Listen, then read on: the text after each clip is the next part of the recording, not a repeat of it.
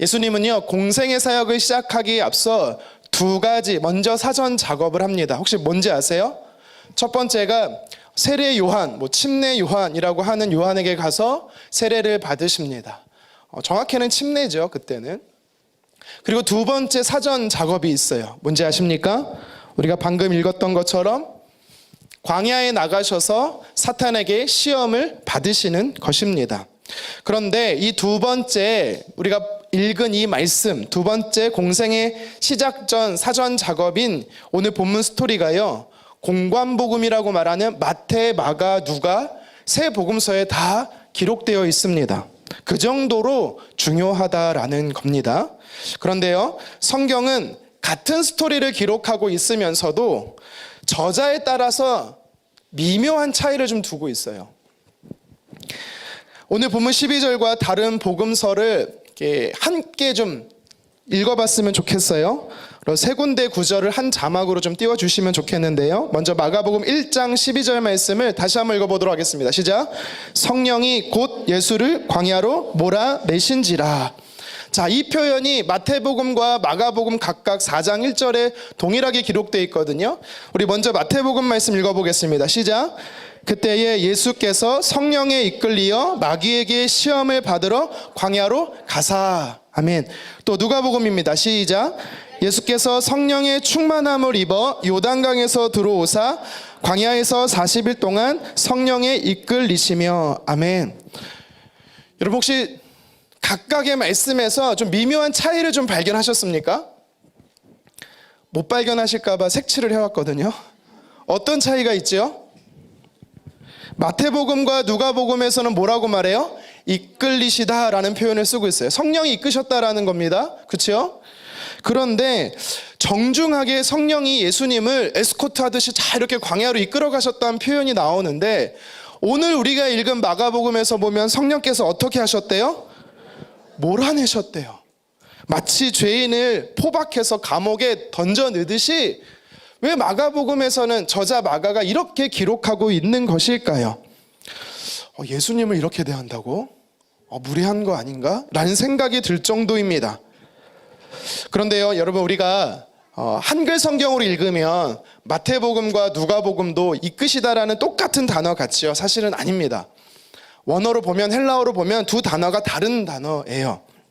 먼저 마태복음 이 이끄시다라는 단어는요, 아나크데라는 단어로요, 말 그대로 성령께서 이끄시는데 예수님이 능동적으로 자발적으로 같이 가고 계신다라는 표현입니다.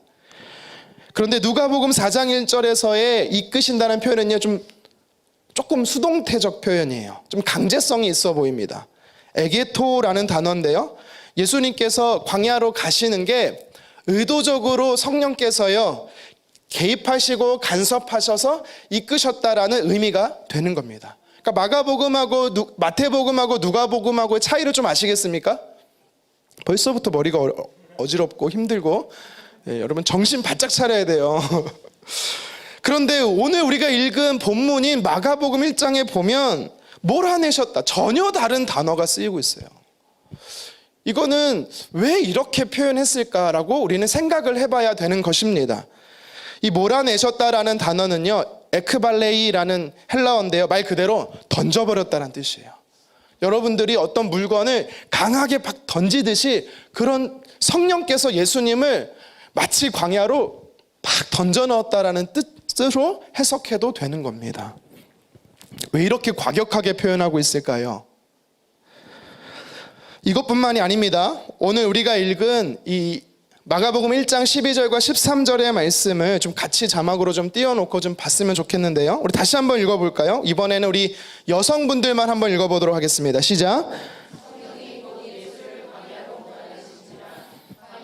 40일을 계시면서 사탄에게 시험을 받으시며 들짐승과 함께 계시니 천사들이 수종 들더라. 아멘.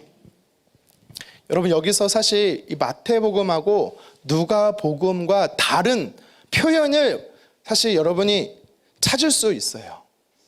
어떤 차이점이 있는지 아세요? 마태복음하고 누가복음에서는요, 예수님이 광야에서 시험을 받으실 때 언제 시험 받는지 아세요? 40일이 지나고 나서 시험을 받는다라고 성경에 써여져 있습니다. 그런데 그때 받았던 시험이 세 가지예요. 근데 오늘 말씀에 보십시오. 오늘 말씀에는요, 그런 표현이 없어요. 뭐라고 표현되어 있습니까? 단 2절만 기록되어 있으면서 시험은 어떤 시험 받았는지에 대한 3가지 스토리도 나오지 않고 있습니다. 그리고 도리어 없는 표현들, 마태복음하고 누가복음에서는 없는 마가복음에서만 특별한 표현들이 기록되고 있어요. 예를 들면 뭐가 나오냐면 13절에 들짐승과 함께 있었다. 왜 마태복음에서나 누가복음에서는 이런 표현이 없을까요? 그리고 조금 전에도 말씀드렸다시피 마태복음하고 누가복음은 예수님이 40일이 지나고 나서, 금식하고 40일이 지나고 나서 시험을 받으셨다라고 말하는데, 오늘 본문에서는 뭐라고 정확히 기록되어 있어요? 40일 동안 금식하는 동안에 그때 시험 받았다라는 겁니다. 엄청난 차이예요. 또 다른 성경에서는 인도하셨다, 같이 가셨다라는 표현이 쓰이고 있는데, 오늘 본문에서는 내모셨다, 던져버리셨다라는 표현을 쓰고 있습니다. 그러니까 여러분, 성경을 읽으면서 우리가 무엇을 깨달은 거냐면, 마가복음은요, 마태복음과 누가복음과 다른 메시지를 주고 있다라는 거예요.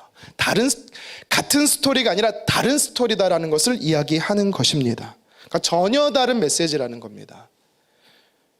그렇다면 예수님께서 십자가에 달려 돌아가시는 오늘 성금요일, 오늘 본문 말씀이 저와 여러분들에게 주시고자 하는 메시지가 무엇일까요?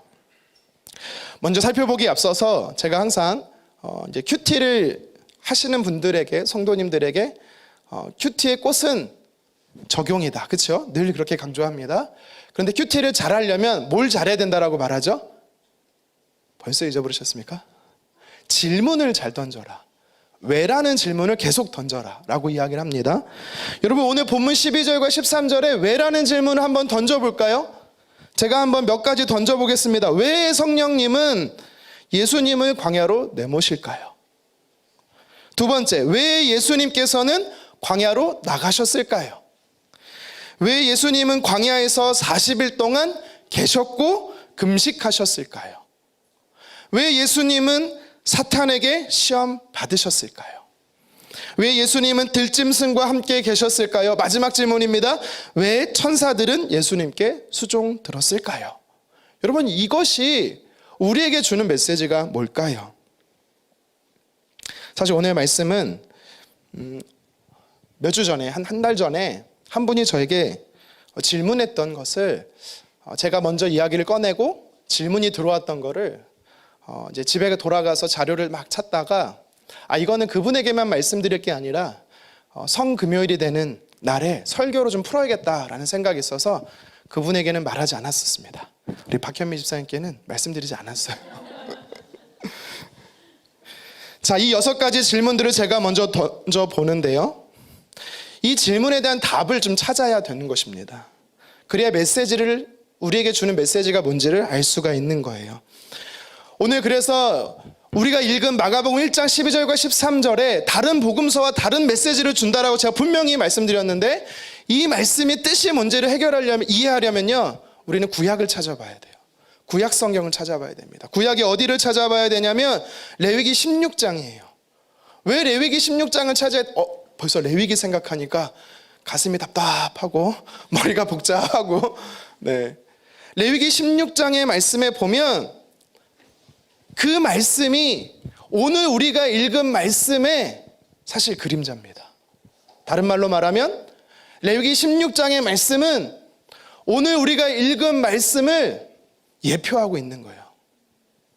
상징적으로 보여주고 있는 겁니다. 자, 레위기 16장 8절에서 10절 말씀을 저와 여러분들이 한 절씩 교독하면서 읽어보겠습니다. 제가 먼저 8절 읽습니다. 두 염소를 위하여 제비를 뽑되 한 제비는 여호와를 위하여 한 제비는 아사셀을 위하여 할지며, 같이 읽겠습니다. 아사셀을 위하여는 제비 뽑은 염소는 산채로 여호와 앞에 두었다가 그것으로 속죄하고 아사셀을 위하여 광야로 보낼지니라. 아멘. 네, 집사님 질문하셨었죠? 방금 우리가 읽은 말씀이 무슨 내용이에요? 유대력으로 7월 10일이 되는 날이 무슨 날이냐면 대속죄일입니다. 대속죄일. 이스라엘 백성들이 1년에 한 번 대제사장이 지성소, 하나님의 임재 상징인 법궤가 있는 곳으로 들어갑니다. 1년에 딱 한 번만 들어가는 날이에요. 그날 어떤 일이 벌어지냐면 이 대속죄 제사를 진행하기 위해서는 아주 복잡해요. 레위기 16장 여러분 쭉 읽어보세요. 15장, 16장, 17장 뭔 말인지는 모르겠는데 뭔가를 계속 하긴 하는데 이해가 잘 안 돼요. 그렇죠? 몸을 씻어요. 거룩한 세마포 속옷과 속바지를 입고 세마포 띠와 관을 갖추고 수송아지를 잡습니다. 향로에 거룩한 향을 채우고 수송아지 피를 속죄소에 뿌리고 그것도 7번 뿌려요. 이거는요 사실은 대제사장이었던 본인의 죄를 씻기 위해서 하는 사전 작업이에요.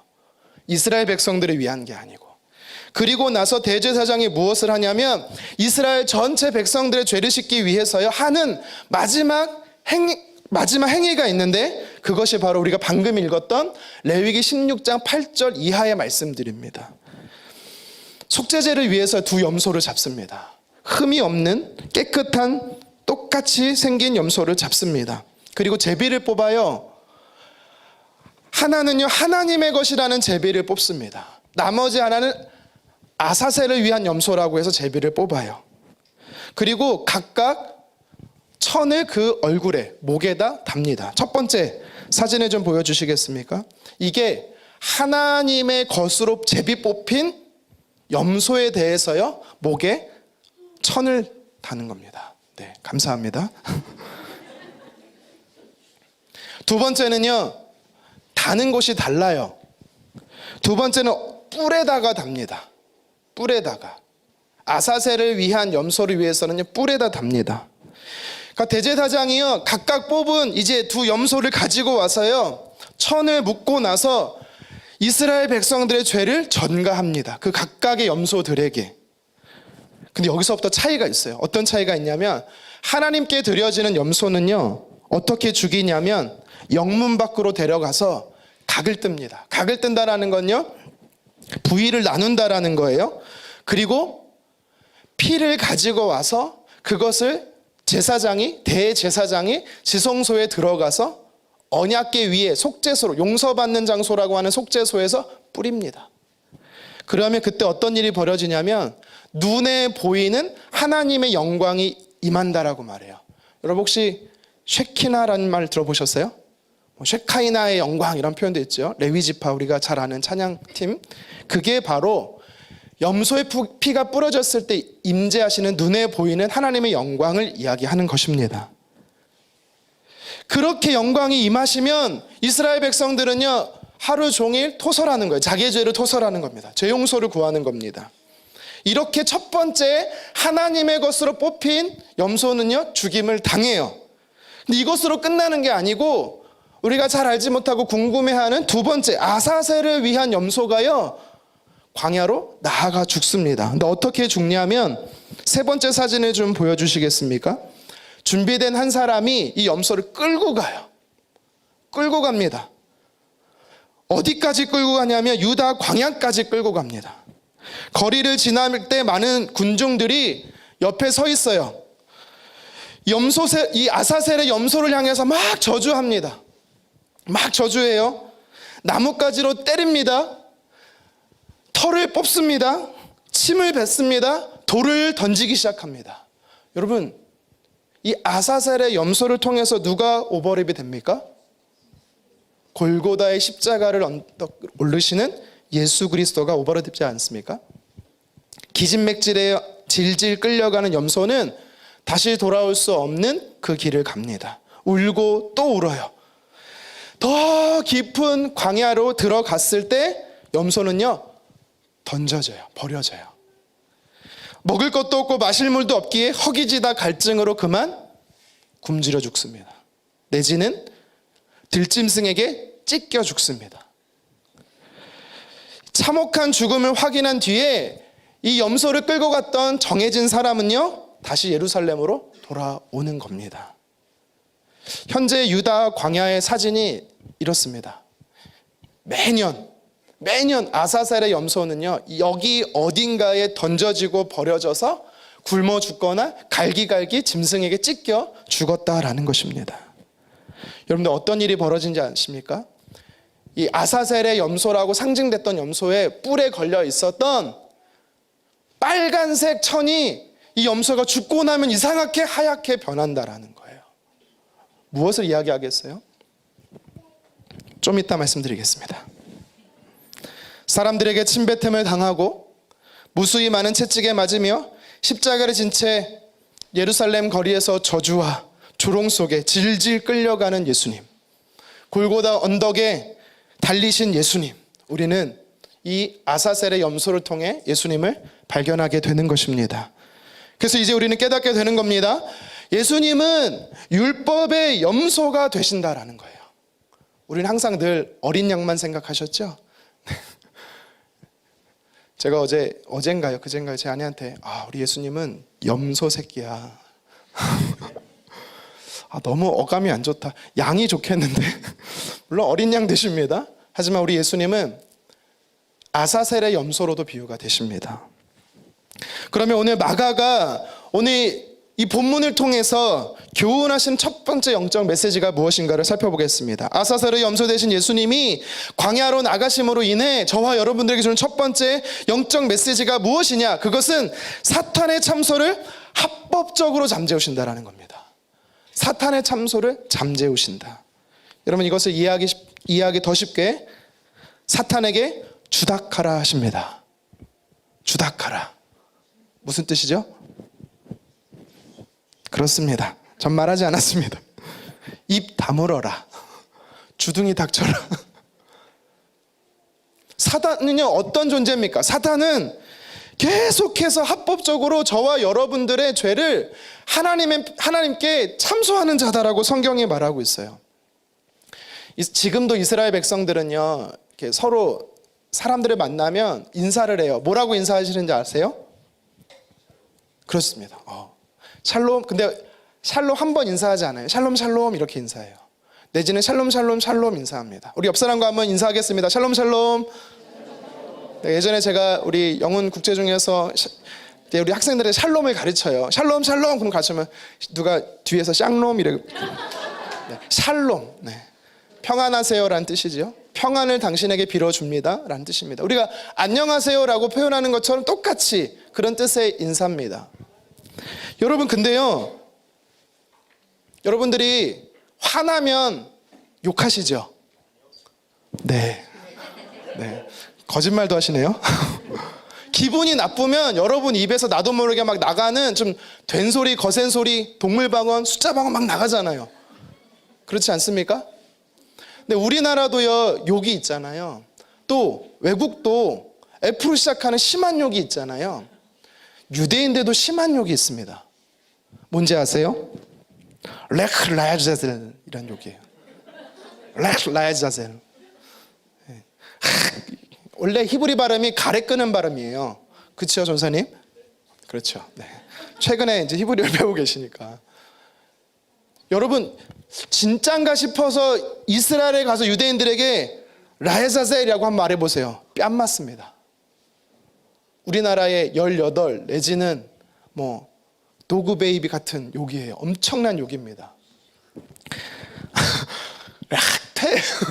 가래침 뱉어도 뺨 맞습니다. 이게 무슨 뜻인지 아세요? 라클라이자젤 이게 무슨 말인지 아세요? 아사살의 염소처럼 가라란 뜻이에요. 아사살의 염소처럼 가라. 왜냐하면 아사살의 염소가 어떻게 죽어요? 모든 이스라엘 백성들의 죄의 전가를 받고 광야로 가는 여정 속에서 막 털도 뜯기고 또 침뱉음을 당하고 나뭇가지로 때림도 받고 마치 예수님처럼 골고다의 길을 통과하잖아요. 그러면서 굶주려 죽는 거거든요. 들짐승에게 찢어 죽는 거거든요. 그렇기 때문에 가장 큰 이스라엘 백성들에게 욕은 아사셀의 염소처럼 가라란 뜻이에요. 여러분 그런 욕하면 큰일 납니다. 아사셀은 누굴까요?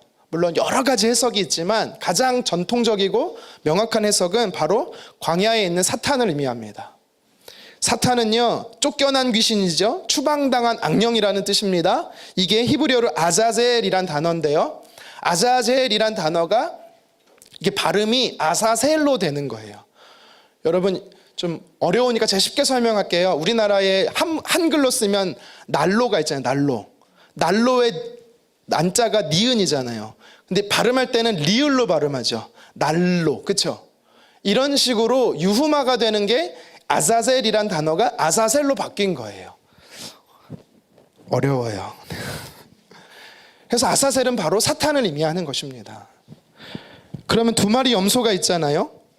대속죄일에 이스라엘 백성들의 모든 죄의 전가를 받아서 하나님의 임재 상징인 법궤 언약궤 안에서 뿌려질 때, 그러면 한 마리의 용서가, 한 마리의 피가, 염소의 피가 우리의 모든 죄를 사했다면 끝나는 거 아닐까라고 우리는 생각할 수가 있습니다. 근데 왜 굳이 한 마리의 더 염소가 똑같이 나와갖고 광야에서 버려져서 찢김받고 죽임을 당해야 하는 걸까요? 사탄에게 바쳐지기 위해서예요. 사탄에게 바쳐지기 위해서. 여러분, 근데 이건 절대 사탄 숭배가 아닙니다. 오해하지 마십시오. 미국에 가면 아사셀 사탄 숭배교가 있어요. 예수님이 사탄에게, 아사셀 대신 예수님이 사탄에게 바쳐졌다고 해서 사탄교예요. 여러분, 근데 이거는 어이없고 어처구니 없는, 성경을 너무 모르는 엉터리 해석입니다. 오히려 정반대입니다. 성경에 말하는 사탄은 어떤 존재입니까? 두 군데 성경 구절을 좀 찾아보기 원합니다. 첫 번째, 요한계시록 12장 10절 하반절 말씀을 같이 한번 읽겠습니다. 이제 우리 하나님의 구원과 능력과 나라와 또 그의 그리스도의 권세가 나타났으니 우리 형제들을 참소하던 자, 곧 우리 하나님 앞에서 밤낮 참소하던 자가 쫓겨나고. 아멘. 계시록에서 뭐라고 말하고 있습니까? 사탄은 어떤 존재래요? 밤낮 쉬지 않고 계속해서 하나님 앞에 저와 여러분들의 죄를 일러 바쳐요. 여러분 집에도 그런 사람 한 명씩 꼭 있잖아요. 계속 일러 바쳐. 그만하라고 해도 계속 일러 바칩니다. 스가랴 3장 1절. 아까는 신약 성경을 살펴봤다면 이번엔 구약 성경을 한번 살펴볼게요. 스가랴 3장 1절 함께 읽도록 하겠습니다. 대제사장 여호수아는 여호와의 천사 앞에 섰고 사탄은 그의 오른쪽에 서서 그를 대적하는 것을 여호와께서 내게 보이시나니라. 스가랴 선지자가 하나의 이 환상을 봤는데, 하나님 앞에 선 대제사장 여호수아가 있는데 그 오른쪽에 사탄이 계속해서 대적하고 있는 거예요. 읽지는 않았지만 스가랴 3장 3절에 보면 어떤 말이 나오냐면, 여호수아가 더러운 옷을 입고 있대요. 그래갖고 그걸로 인해 사탄이 계속 참소했다라고 이야기를 하고 있습니다. 구약 성경이든 신약 성경이든 사탄은 어떤 존재래요? 저와 여러분 하나님의 자녀된 우리가 어떤 죄를 지었는지, 언제 넘어졌는지 계속해서 하나님께 일러 바치는, 참소하는 자다라는 겁니다. 이게 바로 사탄의 일이에요. 밥 먹고 하는 일입니다. 밤낮 쉬지 않아요. 우리를 유혹해서 넘어뜨릴 뿐만 아니라 넘어지잖아요. 그러면 하나님 앞에 쭈르륵 달려가갖고 하나님께 일러 바치는 겁니다. 여러분 욥기서를 보세요. 하나님 앞에 섰던 이 사탄도요, 욥을 굉장히 정죄하잖아요. 하나님이 지켜줘서 그래요. 하나님이 마음만 딱, 환경만 딱 어렵게 해보주세요. 바로 그냥 범죄할 겁니다. 그렇게 옆에서 계속해서 유혹하고 참소하는 자가 사탄입니다. 근데 사탄은요, 참소하면서 하나님의 백성이 된 우리에게 무엇을 주냐면 죄책감을 줍니다. 엄청난 수치심, 부끄러움을 줍니다. 그러면 하나님 앞에서 여러분들의 죄를 참소하는 이 사탄이 계속해서 여러분들의 은밀한 죄들을 하나님 앞에 계속 참소해요. 그러면 하나님께서는요, 옳다커니 야, 누가 또 죄졌어? 어떤 자식이야? 정죄하고 판단하실까요? 아닙니다. 사탄, 주닥해야지.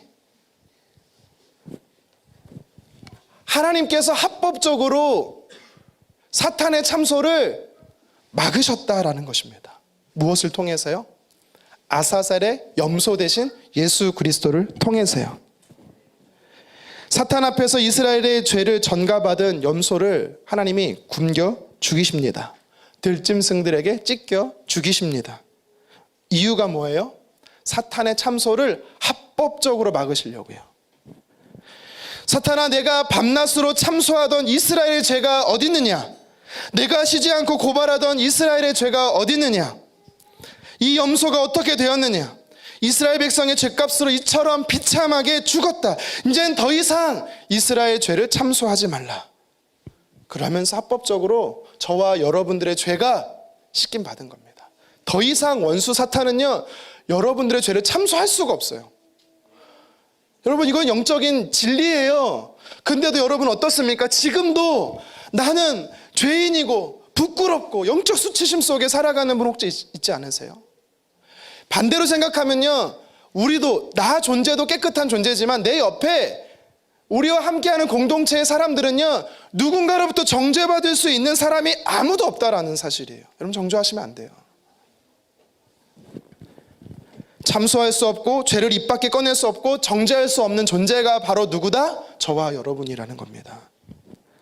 하나님께서요, 죄에서 해방시키셨거든요. 참소에서 해방시키셨거든요. 염소의 뿔에 달린 빨간 천이 하얗게 된다는 것이 무엇을 의미합니까? 깨끗이 죄사함 받았다라는 것을 이야기하는 것입니다. 이게 하나님의 지혜예요. 이게 사실 복음의 메시지고 능력입니다. 제비를 뽑혀 속죄에서 죽었던 염소는 십자가에서 피 흘려 죽으신 예수 그리스도를 상징하고요, 하나님의 진노를 잠재우신 예수 그리스도를 상징하시고요, 아사셀의 염소가 되어서 광야에서 내쫓겨서 죽임을 당하는 염소는요, 바로 원수 사단의 참소를 깨끗하게 도말하시는 예수 그리스도가 되시는 겁니다. 그러니까 이 두 마리 염소가 결국엔 예수 그리스도를, 동일하신 예수님을 상징한다라는 것입니다.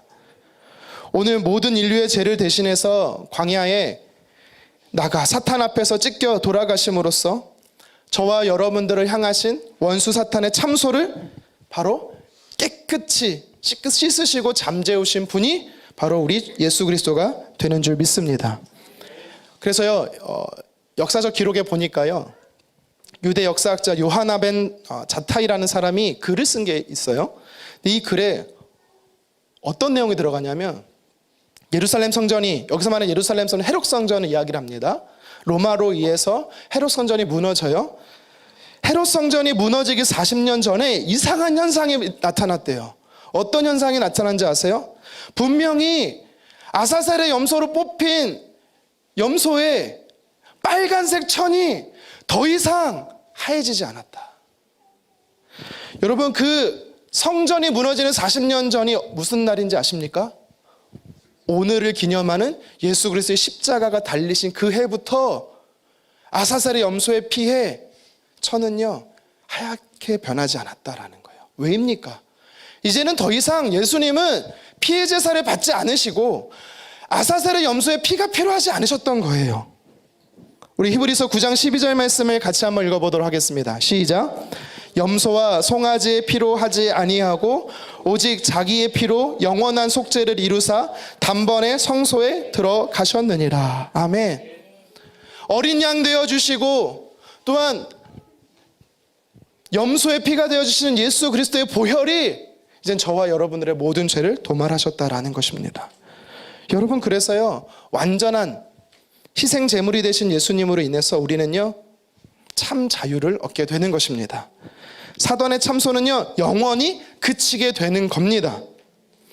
여러분, 우린 예수님으로 인해서 보혈을 깨끗하게 입은 존재가 된 것입니다. 하나님은 사탄의 참소를 잠재우셨습니다. 그럼에도 불구하고 계속해서 사탄이 나를 향해서 너는 죄인이야, 너는 잘못한 게 많아라고 정죄한다면 예수님께서 뭐라고 하셨습니까? 가늠하다 붙잡힌 여인을 향해서 나도 너를 정죄하지 않는다. 하나님도 우리를 정죄하지 않는다는 사실을 기억하시기를 바랍니다. 이미 우리는 신분적으로 하나님의 자녀가 되었습니다. 이것을 다시 말해 의인이 되었어요.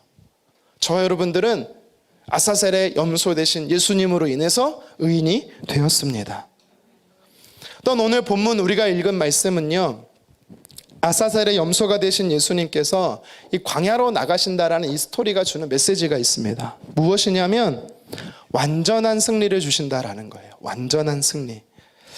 우리 13절 말씀을 다시 한번 읽어보도록 하겠습니다. 읽습니다. 광야에서 40일을 계시면서 사탄에게 시험을 받으시며 들짐승과 함께 계시니 천사들이 수종 들더라. 혹시 자막이 되면 한 번 더 읽어볼까요? 광야에서 40일을 계시면서 사탄에게 시험을 받으시며 들짐승과 함께 계시니 천사들이 수종 들더라. 아멘. 이제는요, 우리가 이 13절에 나오는 난해한 표현들을 이제 이해하게 되는 것입니다. 마가는요, 오늘 이 말씀을 쓰면서 예수님이 어떤 존재인지를요, 우리한테 기억하라고 이야기하는 거예요. 어떤 존재라고요? 레위기 16장에서 예수 그리스도로 예표되신 아사셀의 염소 되신 예수님을 기억하라라는 겁니다. 광야에서 40일 동안 시험을 받으셨어요. 그러니까 이 시험은 마태복음과 누가복음에서 기록하고 있는 40일 이후에 세 가지 시험과 다른 시험임을 우리는 깨닫게 되는 겁니다. 그러면 40일 동안 예수님이 금식하는 동안에 받으신 시험은 어떤 시험일까요? 먼저 일단 시험이라는 단어의 헬라어의 뜻이 있습니다. 페이라조라는 단어는요, 진짜인지 가짜인지 검증한다라는 뜻이에요.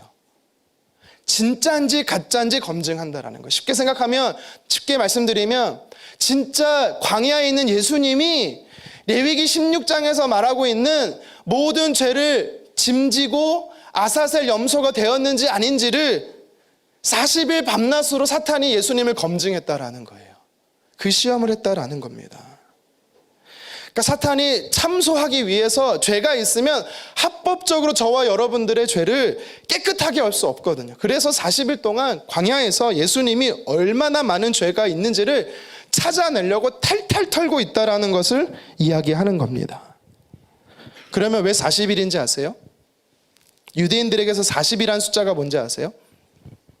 4라는 숫자는요, 4라는 숫자는 땅이라는 숫자입니다.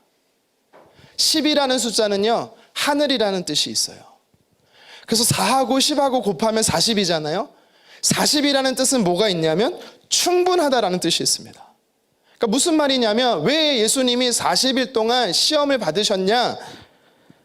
방금 말씀드린 대로 사단이 충분한 시간 동안 예수님을 시험했다라는 겁니다.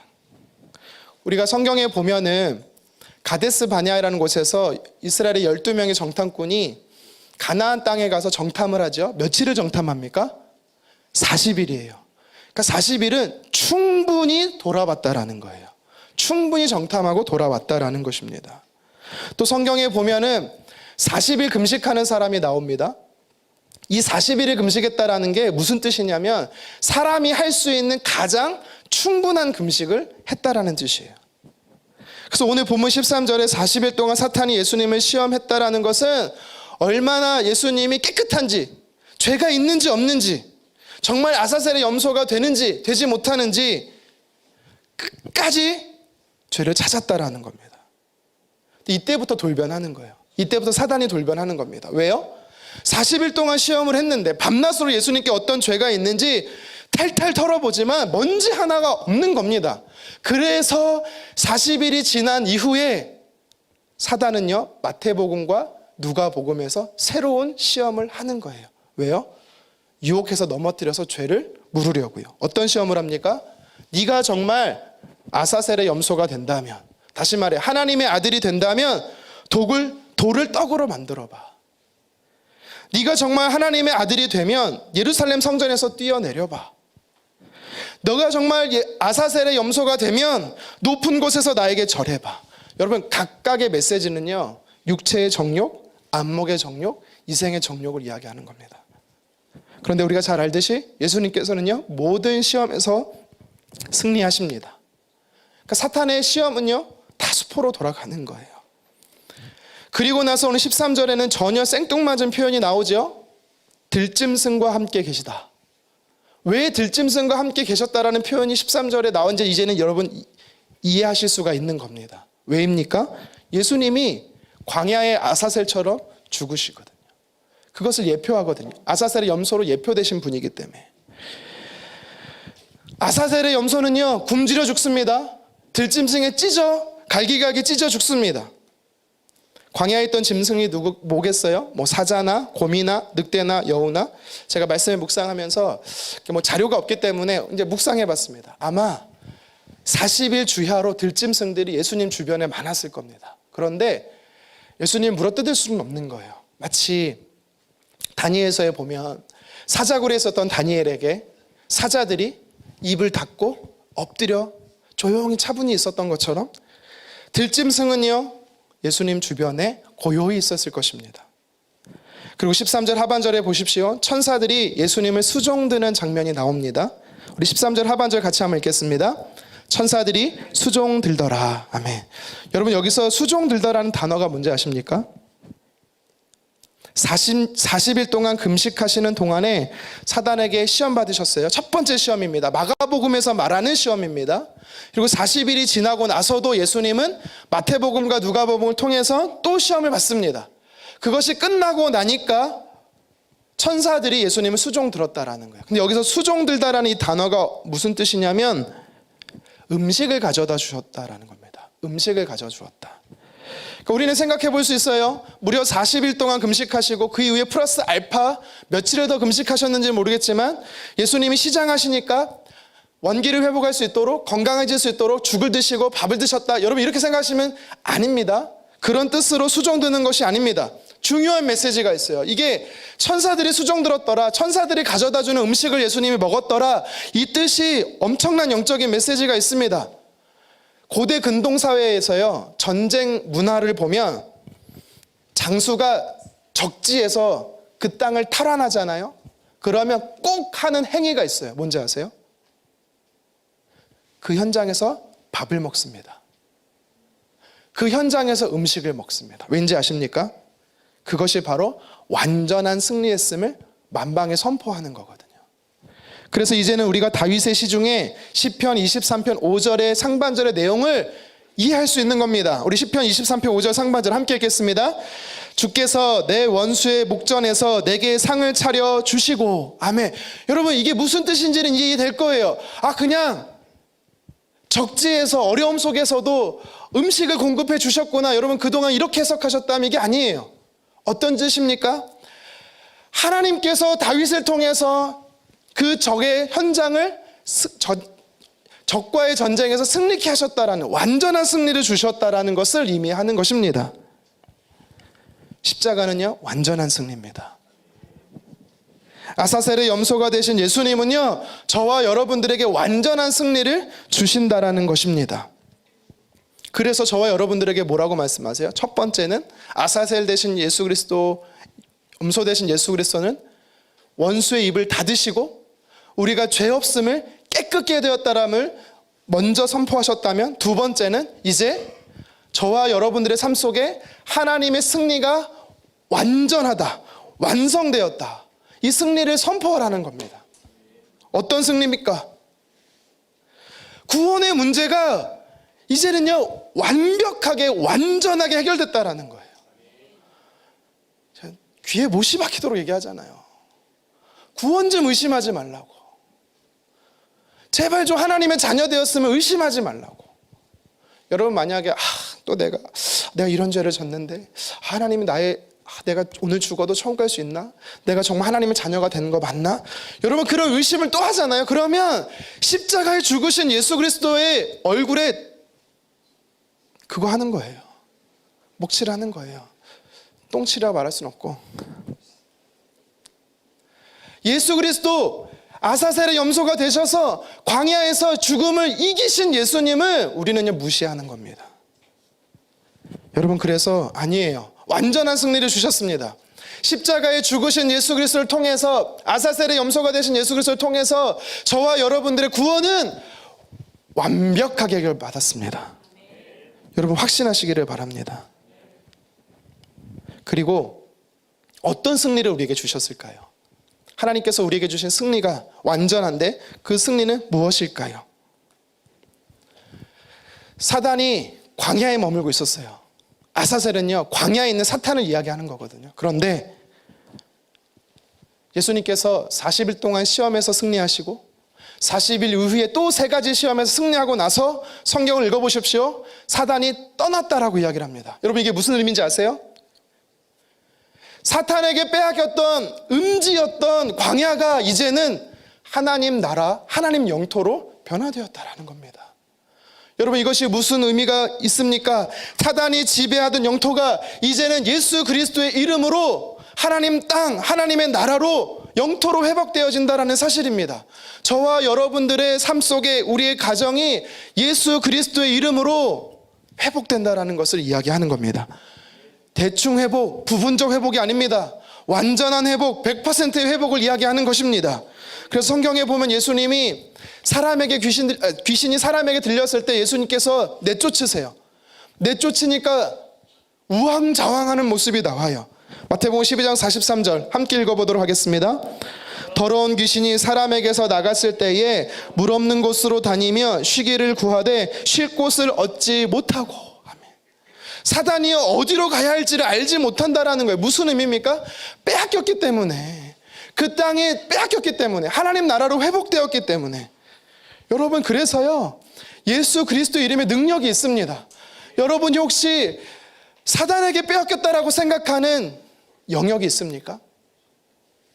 우리가 실제로 머무는 영역입니까? 아니면 생각의 영역입니까? 정서의 영역입니까? 여러분, 그것을요, 예수 그리스도의 이름으로 되찾아오십시오. 하나님께서 되찾아올 수 있다라고 완전한 승리를 이미 우리에게 주셨기 때문입니다. 내가 능력이 있어서가 아니에요. 목회자들이 능력이 있어서가 아닙니다. 예수 그리스도의 이름의 능력이 있기 때문입니다. 이미 아사셀의 염소 되신 예수님으로 인하여서 십자가에서 승리하신 예수님의 완전한 승리 때문에 우리는 예수님의 이름으로 선포하면 빼앗아올 수 있는 것입니다. 성경에 보면 예수님을 둘째 아담이라고 이야기를 합니다. 첫째 아담 말 그대로 창세기에서 나오는 아담이고요. 고린도후서에 보면 예수님이 둘째 아담이 되어주세요. 이 두 아담을 비교하면요, 차이가 굉장히 큽니다. 제가 몇 가지 여러분께 좀 보여드리겠습니다. 첫 번째 아담은요, 어떻게 됩니까? 넘어졌어요. 하지만 둘째 아담 대신 예수님은 어떻게 하십니까? 아사셀의 염소가 되셔서 승리하셨습니다. 광야에서 승리하셨어요. 언제 첫 번째 아담은요, 사탄을 만났습니까? 죄 없는 상태에서. 죄 없는 상태에서 만났지만 어떻게 돼요? 실패합니다. 하지만 예수님은 어떤 존재였어요? 아사셀의 염소는요, 모든 이스라엘 백성들의 죄를 전가받은 죄 있는 상태였습니다. 예수님이 십자가에 달리시면서요, 하나님을 한 번도 하나님이라고 부른 적이 없어요. 아버지라고 부르셨어요. 근데도 유일하게 하나님 나를 왜 버리십니까? 죄 있는 상태에서 쓰셨습니다. 세 번째 어떤 차이가 있습니까? 사탄이 아담에게 찾아왔습니다. 그렇죠? 사탄이 아담과 하와를 찾아와서 유혹합니다. 그런데 예수님은 어떻습니까? 사탄이 머무는 그 현장에 직접 가십니다. 가셔서 사탄에게 시험을 받으십니다. 네 번째입니다. 사탄은 하나님 나라였던 에덴에서 시험 받습니다.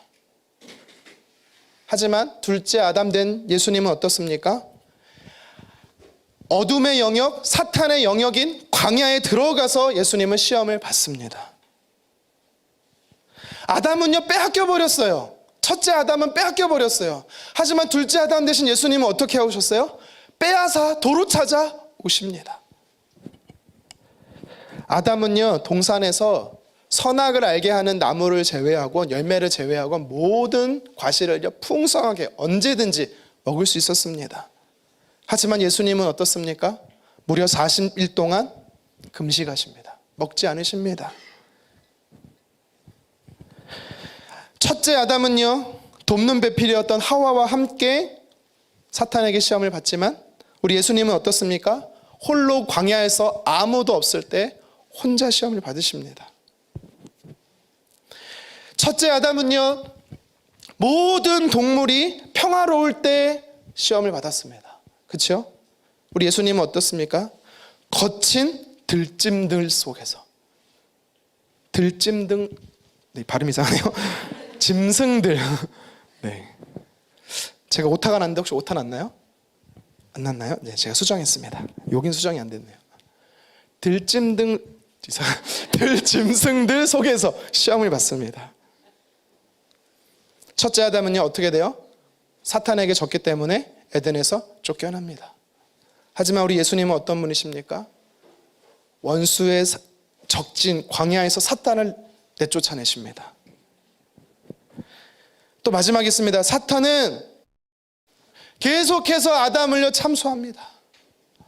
죄에 넘어졌기 때문에 계속해서 아담을 참소합니다. 그런데 우리 예수님은 어떤 분이십니까? 아사셀의 염소 되신 예수님은, 십자가에서 완전한 승리하신 예수님은 사탄의 참소를 박멸하십니다. 아닥하라고 하시는 거예요. 이런 놀라운 승리를 시작으로 예수님은 공생애를 시작하는 거예요. 십자가에서 완전한 승리가 있거든요.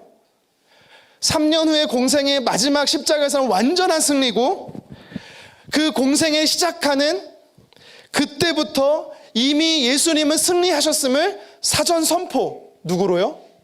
아사셀의 염소로 마가는요 기록하고 있는 거예요.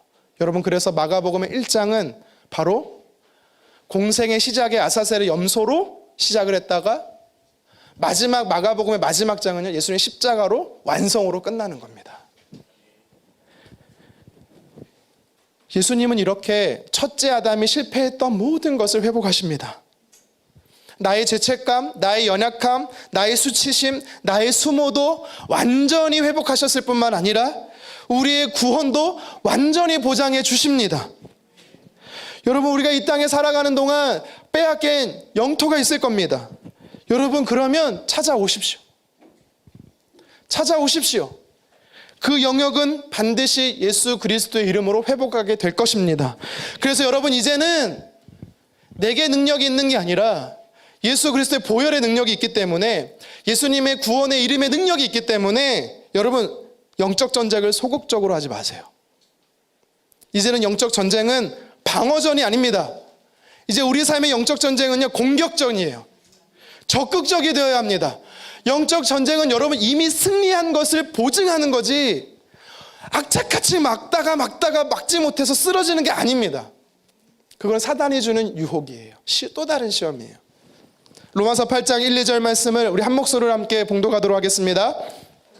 이제 그리스도 예수 안에 있는 자에게는 결코 정죄함이 없나니, 이는 그리스도 예수 안에 있는 생명의 성령의 법이 죄와 사망의 법에서 너를 해방하였습니다. 아멘.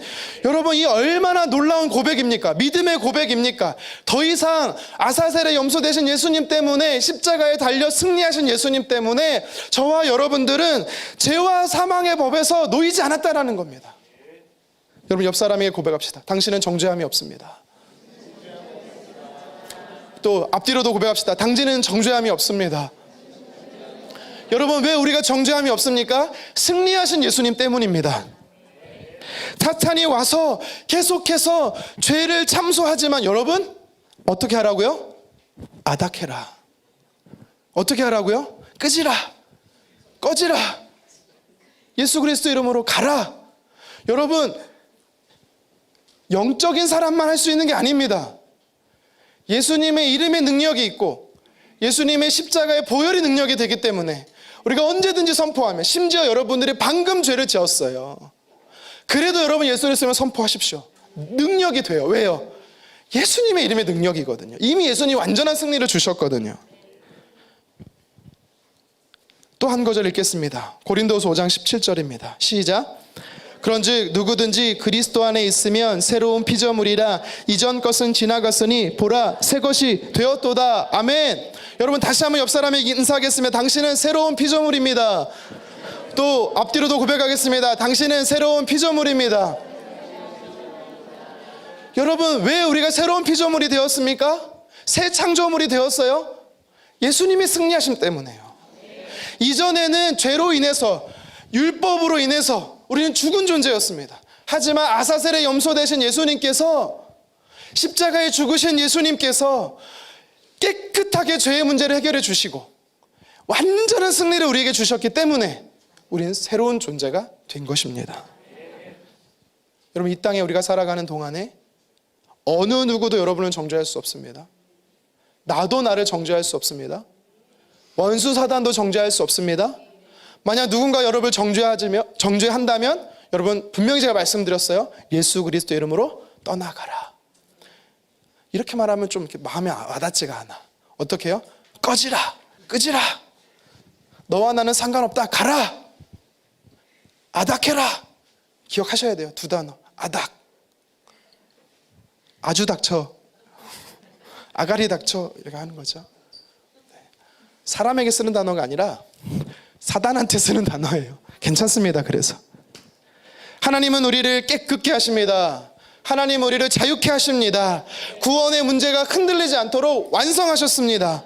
우리가 이 땅에 살아가는 광야 같은 인생이라고 말하잖아요. 원래 광야는요, 우리의 인생은요 실패였어요. 사단이 있는 영역이었어요. 하지만 아사셀 대신 예수님께서, 아사셀 염소가 되신 예수님이 그 광야 원수 사단의 땅을요 쫓아내시고 하나님 나라로 회복하셨어요. 이제 저와 여러분들이 살아가는 인생의 광야는요 하나님 나라예요. 2024년도 우리가 무엇을 외치고 있습니까? 하나님 나라를 열망하라고 외치잖아요. 우리가 살아가는 인생은요 승리가 보장되어 있다는 것입니다. 다윗이 고백한 것처럼 원수의 목전에서 상을 베푸시는 하나님의 은혜, 완전한 승리를 선포하라고 말씀하시는 하나님의 은혜, 여러분 이것이 우리에게 보장된 것입니다. 재림하실 때 예수님이 다시 오시면 참소하던 사탄은요 완전한 심판으로 박멸될 것입니다. 그때까지 우리는요 십자가를 통과하는 사람으로서 예수님이 걸어가신 그 십자가의 길을 한 걸음 한 걸음 나의 십자가를 지고 따라가는 예수님의 제자로서 승리를 경험하기를 간절히 원합니다. 날마다 승전보를 올릴 뿐만 아니라 승리케 하시는 하나님께서 우리에게 승리의 전리품을 날마다 주신다라고 했습니다. 여러분 그게 뭐예요? 영광을 선포하는 겁니다. 하나님 나라를 선포하는 거예요. 하나님께서 우리에게 주신 이 은혜를 누리는 저와 여러분 되었으면 좋겠습니다. 바로 예수님의 십자가는 이런 큰 의미가 있는 것입니다.